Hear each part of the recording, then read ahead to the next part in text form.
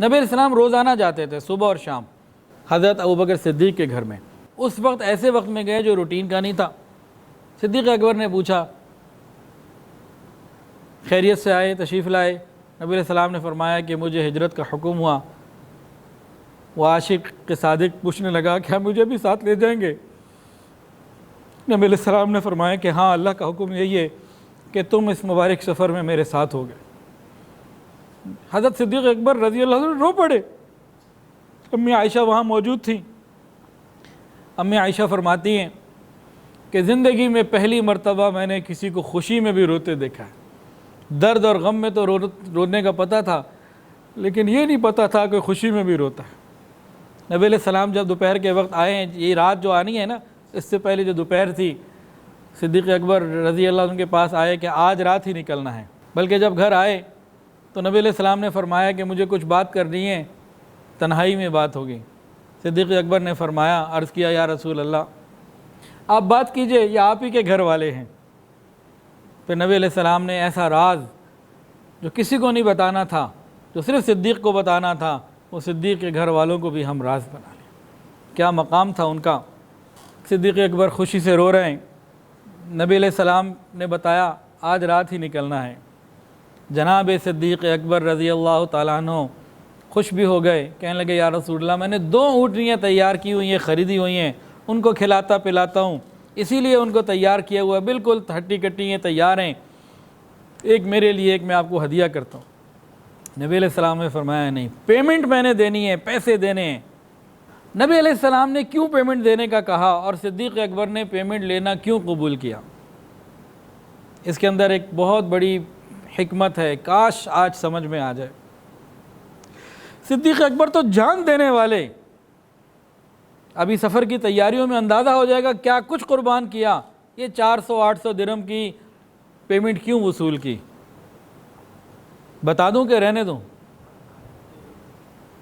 صدیق اکبر کا point of view کیا ہے پیمنٹ وصول کرنے کا، کہ یا رسول اللہ آپ کی جو مرضی وہ میری مرضی، میری تو مرضی کوئی نہیں۔ آپ کا دل پیمنٹ دینے کا ہے تو میں پیمنٹ لینے کے لیے راضی۔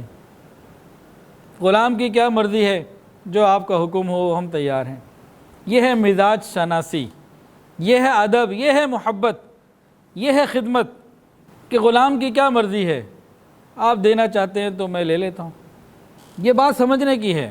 ہم اپنے مشائخ کا، اپنے استاد کا ادب نہیں کر پاتے۔ ہم چاہتے ہیں میری مرضی پوری ہو تو ہی ادب ہے۔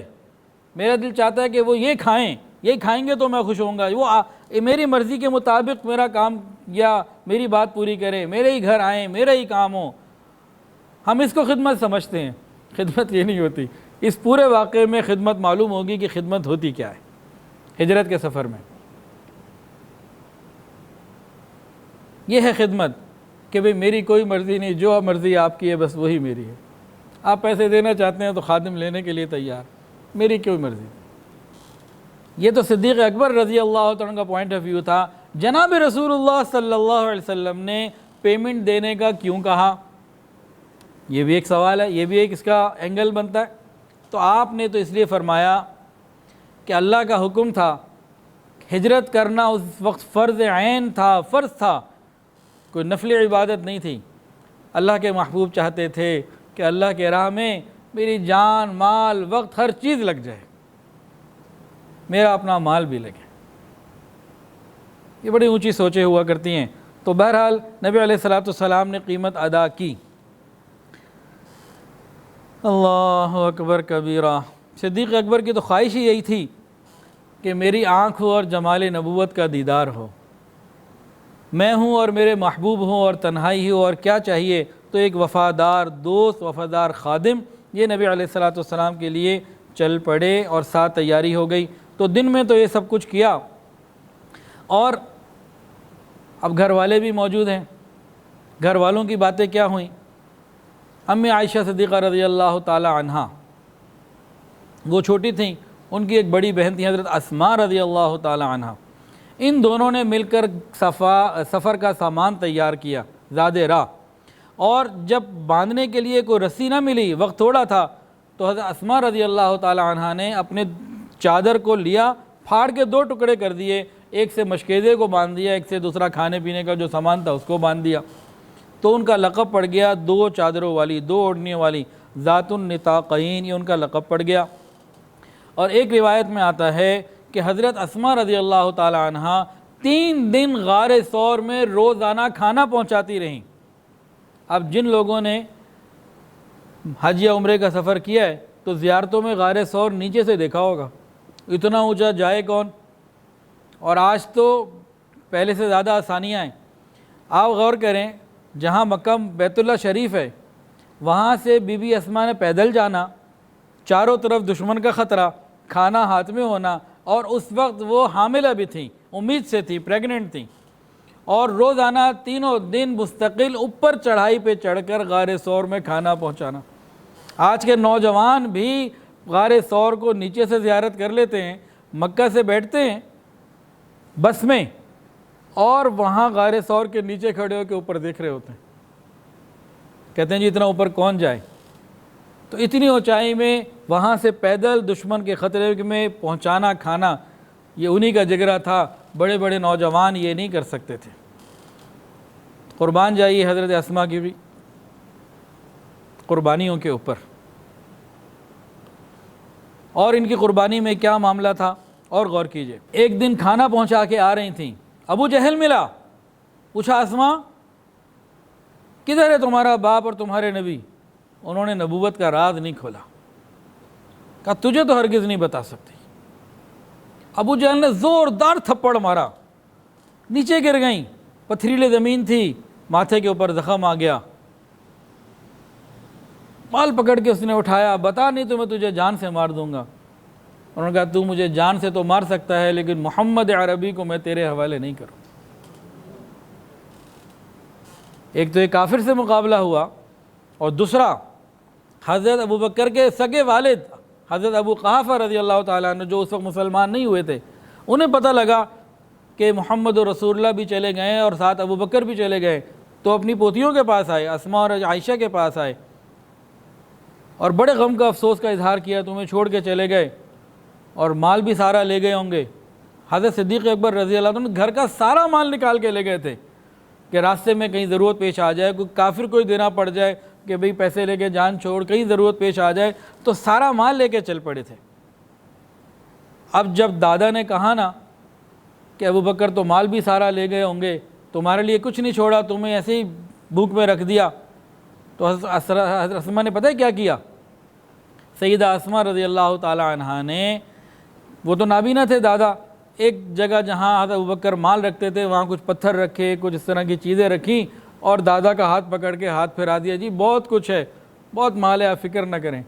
دادا مطمئن اور خوش ہو گئے کہ ہاں مال چھوڑ کے گئے، ان کا چلو پھر ٹھیک ہے، ان کی دال روٹی چلتی رہے گی۔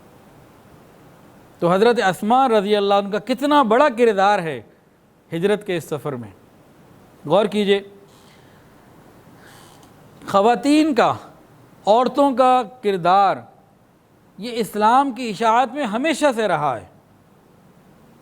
اشاعت اسلام میں سب سے پہلی کلمہ پڑھنے والی بھی تو خاتون ہی تھی، صدیق حضرت خدیجہ الکبریٰ رضی اللہ تعالی عنہ۔ پھر ترقی اسلام کے عظیم الشان سفر کے ہر مرحلے میں خواتین ساتھ ساتھ رہیں، اور بعض مرتبہ تو ان کی قربانیوں نے بڑے بڑے بہادر نوجوانوں کو پیچھے چھوڑ دیا۔ صدیق اکبر کے گھر کی سنیے، حضرت عائشہ صدیقہ رضی اللہ تعالی عنہ نے داستان ہجرت پوری نقل کر کے امت کو پہنچائی۔ حضرت اسماء رضی اللہ تعالی عنہ کھانے پینے کا انتظام کیا، پہنچانے کا انتظام کیا، ابو جہل کے سامنے استقامت کا اظہار کیا، اپنے دادا کے سامنے حکمت کا اظہار کیا۔ اور اس سفر کے اندر ایک اور عورت کا بھی ذکر آتا ہے، ام معبد رضی اللہ تعالیٰ عنہ، جو مسلمان بھی ہوئیں اور اپنے شوہر کو یاران ہجرت کی اپنی میزبانی کا بھی بتایا، اور اپنے شوہر کو نبی علیہ السلام کا ایک خوبصورت بہترین شخصیت کا چہرے کا تعارف بھی کروایا، جو آج بھی سب سے زیادہ بہترین اور لازوال ہے۔ اور طریق ہجرت کی، ہجرت کے دوران مسلمان ہونے والی وہ عورت بھی بنی سفر کے دوران۔ اس سے معلوم ہوا کہ عورت دینی میدان میں بہت آگے بڑھ سکتی ہے، مگر صرف وہی عورتیں ایسا کر سکتی ہیں جو اپنی خواہشات اور اپنی آرام پرستی کو اور اپنی تعیش پسندی کو چھوڑ دیں، نام و نمود اور فیشن سے نکل کر اللہ کی بندی بن کر زندگی گزاریں، وہ یہ سب کچھ کر سکتی ہیں۔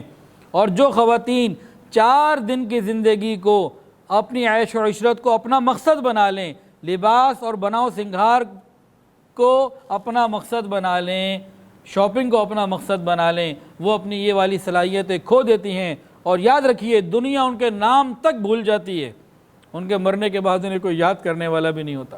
ویڈیو کے نیچے سبسکرائب کے بٹن پہ کلک کریں، بیل کے آئیکن پہ کلک کیجئے تاکہ ہر نئی ویڈیو کی نوٹیفیکیشن آپ کو مل جائے۔